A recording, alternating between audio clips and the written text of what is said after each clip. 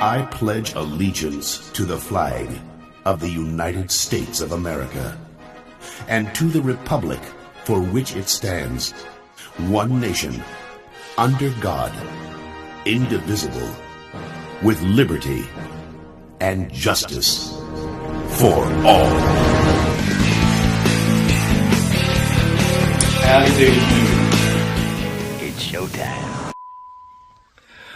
Hey, what's going on, guys? Your old buddy Yard Boy. Hey, yeah, y'all probably think I've been like missing in action or abducted by aliens or something like that. Trust me, if aliens ever abducted me, they would never come back because I would be the reason why they don't want to visit our planet. But anyway, what I wanted to check in with you today about was just a little project I had to work on today. It's been something that needed to be fixed for a long, long time. I just didn't want to take the time to do it. And if I can turn, I'll show you.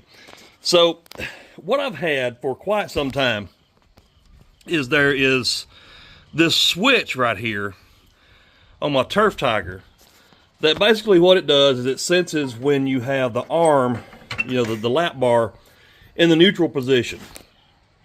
Okay. And best I can tell in talking to the dealer that I got the switch from today is that spring in there wears out. And the problem I've had for I'm talking like over a year now, maybe even 2 years. And yes, I should have already fixed it, but that's beside the point.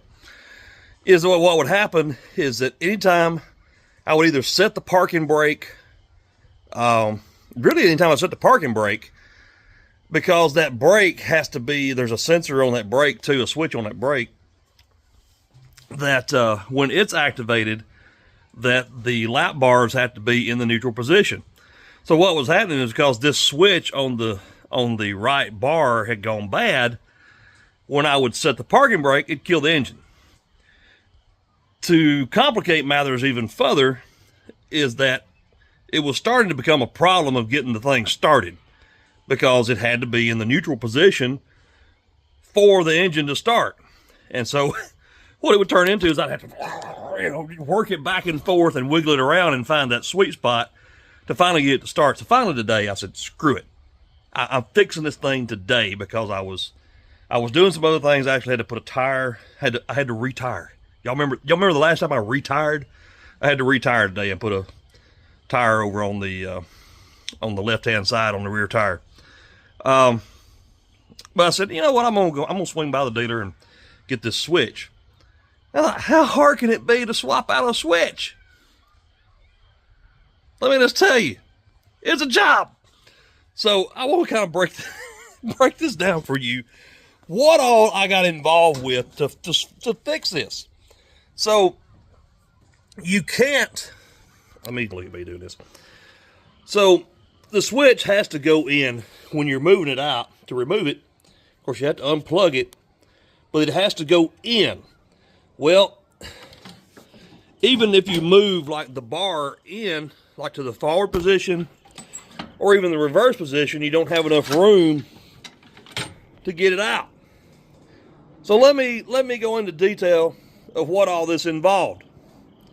So to get this switch out, this $14 switch, I had to first undo the lap bar and take it loose here, because when you take this knob you can unscrew it and you can adjust your lap bar where you want it at and then tighten it back up. So I had to take that loose. Okay, that's fine, not a big deal. Then there's a bolt there and a bolt back there. Now what they are, they're carriage bolts, which those of you that are not mechanically inclined, meaning it comes up from the bottom and it's got a square in there that where it won't turn. Well, when you take that nut loose, that bolt drops out. That's fine too. And let me just tell you, that one right there is a pain in the ruckus to get back in there. Not a problem. Here's where the other problem, the other headache came in. I'm telling y'all, this was an adventure today. So, this bolt right here, there's a bolt here, and then there's a bolt here. They have to come loose. And the reason I'm taking these bolts loose is if you'll just take this whole box right here, once you take this arm off, you can lift it straight up and you can pop the switch out. Actually, it wasn't even that simple. I'll get into some more detail here in a moment. Had to take this connecting rod. Had to take it loose to be able to get this.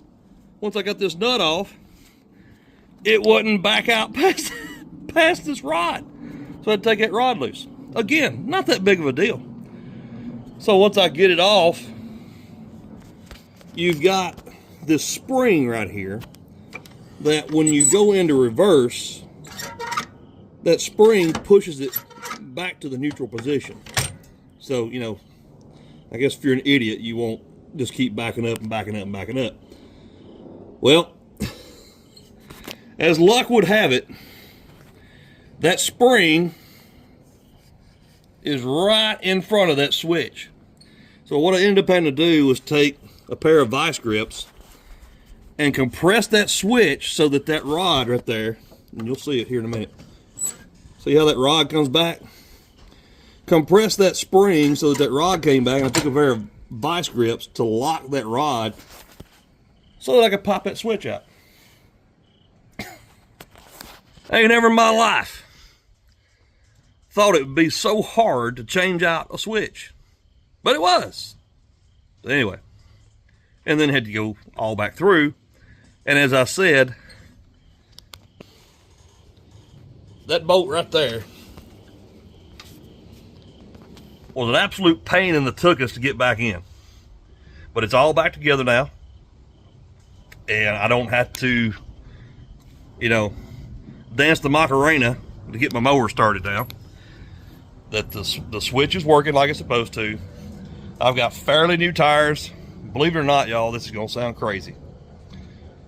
The tire that came off of that side over there was the original tire that came on this mower in 11 years ago, 2013. It needed to be retired. Anyway, thought I'd check in with you guys because, you know, it's about time, as Shane will tell you, it's about time for me to make one of my 2 videos of the year. So there you have it. I might get you another video before the end of 2024. Who knows? Hope y'all are having a great year. If you have not done so, go ahead and like the video. Click that subscribe button so that you'll know when there's new content on the channel. And for all things Yard Boy, yes, I remember this. Head over to www.theyardboy.net. And hey, y'all keep them straight out there now, you hear?